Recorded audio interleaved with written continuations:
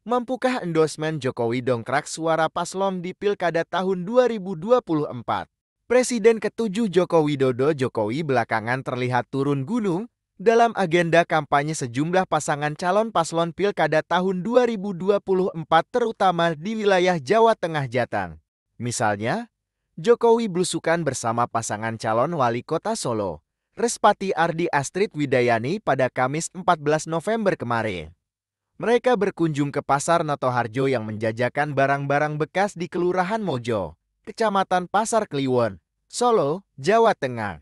Jokowi juga dijadwalkan belusukan ke beberapa daerah Jawa Tengah didampingi pasangan Cagup-Cawagup Pilgub Jateng nomor urut 2 Ahmad Lutfi dan Taji Yassin. Berdasarkan informasi yang diperoleh, Jokowi dijadwalkan menyapa warga di wilayah Banyumas, Pantura Barat, dan Pantura Timur di akhir pekan ini. Lantas, apakah endorsement yang diberikan Jokowi itu akan efektif untuk mengerek suara para paslon tersebut? Pengamat komunikasi politik Universitas Esa Unggul M. Jamiluddin Ritonga menilai saat ini Jokowi memang tak memiliki kedudukan formal yang membatasinya mengendorse paslon tertentu. Oleh sebab itu, Jokowi memang dapat menunjukkan sikap dukungannya secara terbuka alias tidak melanggar etika. Itu juga untuk memperkuat posisinya sebagai orang berpengaruh di politik, kata Jamiluddin. Kendati demikian, meskipun diakui Jokowi berpengaruh di kancah perpolitikan Indonesia, namun Jamiluddin juga beranggapan bahwa pesona Jokowi itu sudah mulai luntur. Efek Jokowi, kata dia, tidak sekuat dulu saat Jokowi masih menjabat sebagai kepala negara. Apalagi Jokowi bukan seorang ketua umum partai politik, sehingga tidak memiliki kekuatan besar. Jamiluddin pun mencontohkan dalam kasus Lutfi Yassin, Presiden Prabowo Subianto pun sampai ikut turun gunung. Kendati endorsementnya tersebut diberikan dalam kapasitas sebagai ketua umum Partai Gerindra.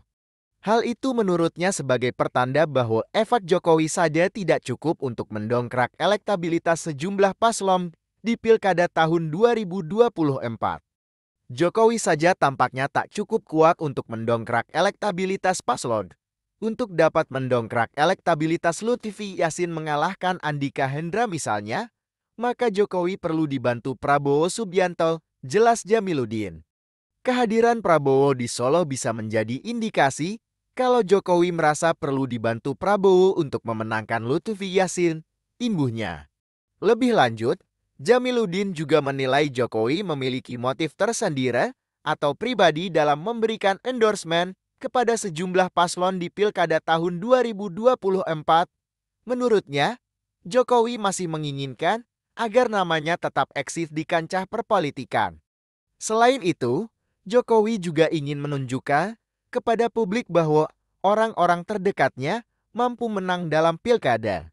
Salah satunya melalui endorsement yang ia berikan. Misalnya, untuk paslon Respati Astrid, Jokowi menginginkan agar mereka yang didukung koalisi Indonesia Maju KAIN memenangkan pilkada di kampung halamannya Solo. Dengan Lutfi Yassin, Jokowi yang memiliki kedekatan personal dengan Lutfi seakan ingin menunjukkan bahwa orang terdekatnya diharapkan mampu memenangkan pilkada tahun 2024. Bagi Jokowi, mengendalikan Jawa Tengah penting sebagai bukti bahwa pengaruh politiknya masih kuat, ujar Jamiluddin.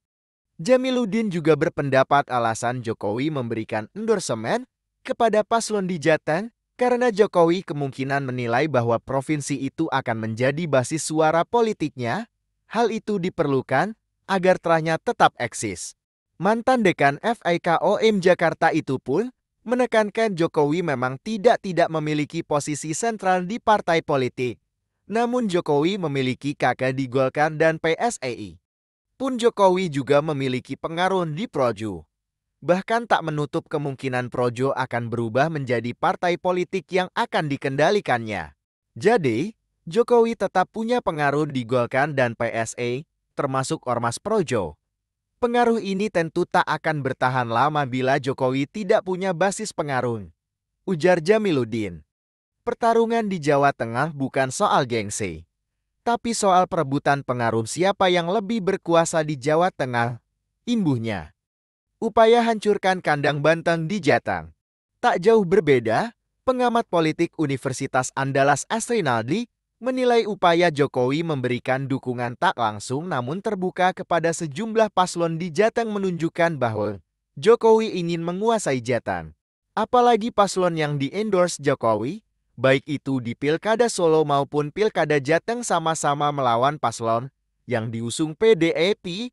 Hal itu menurutnya sudah cukup menjadi pesan bahwa Jokowi ingin menghancurkan kandang banteng di Jateng. Karena pertarungan Lutfi Yassin ini kan pertarungan kedidayaan dari Jokowi yang mengendorse Lutfi Yassin dengan KIM melawan PDIP yang memang menguasai Jateng, kata Asrinaldi.